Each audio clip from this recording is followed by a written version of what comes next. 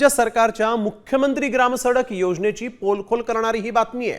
होय, सरकार कोट्यवधी रुपये खर्च करतं आणि ग्रामीण भागात रस्त्यांचं जाळं विकसित करत सुटलंय।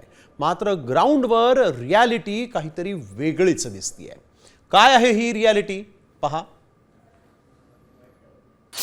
6 कोटींचा रस्ता महिन्याभरातच उखडला।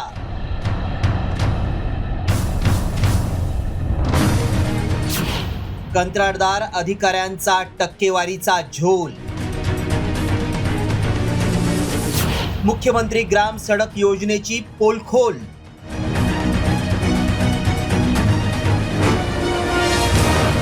राज्यात मोठमोठ्या खड्ड्यांमुळे रस्ते महामार्गांची दुरवस्था झालेली असताना जालन्यात धक्कादायक प्रकार समोर आलाय। महिन्याभरापूर्वीच तब्बल 6 कोटी रुपये खर्च करून तयार करण्यात आलेला रस्ता हातानेच उखडत असल्याचा पर्दाफाश झालाय। मुख्यमंत्री ग्राम सडक योजनेअंतर्गत परतूर तालुक्यातील सोयंजना हातडी ते येणोरा असा 13 किलोमीटरचा रस्ता तयार करण्यात आला होता। मात्र महिन्याभरातच मुख्यमंत्री ग्राम सडक योजनेअंतर्गत बनवलेल्या रस्त्याच्या कामाची पोलखोल झाली आहे। निकृष्ट दर्जाचं काम करणाऱ्या कंत्राटदारावर कारवाई करण्याची मागणी आता ग्रामस्थांनी केली आहे। हा रस्ता मुख्य रस्ता आहे।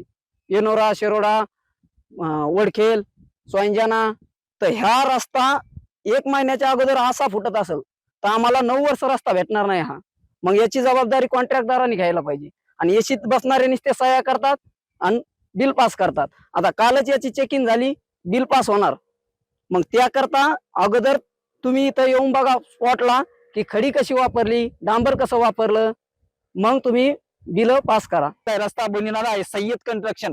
तर शासनाच्या मार्फत माझी तुमच्या चॅनलच्या मार्फत माझी एकच विनंती आहे, ह्याला याचं काय लायसन काळ्या यादी टाकून ह्याला त्वरित त्याचं लायसन्स सस्पेंड करून ह्याच्यावर कारवाई करण्यात यावी। महत्त्वाचं म्हणजे राज्यात विविध जिल्ह्यांमध्ये रस्त्यांची अक्षरशः चाळण झाली आहे। त्यामुळे अनेकांना आपला जीवही गमवावा लागतोय।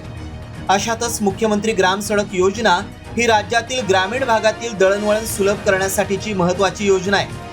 या योजनेसाठी राज्य सरकारनं हजारो कोटींचं कर्ज देखील काढलंय।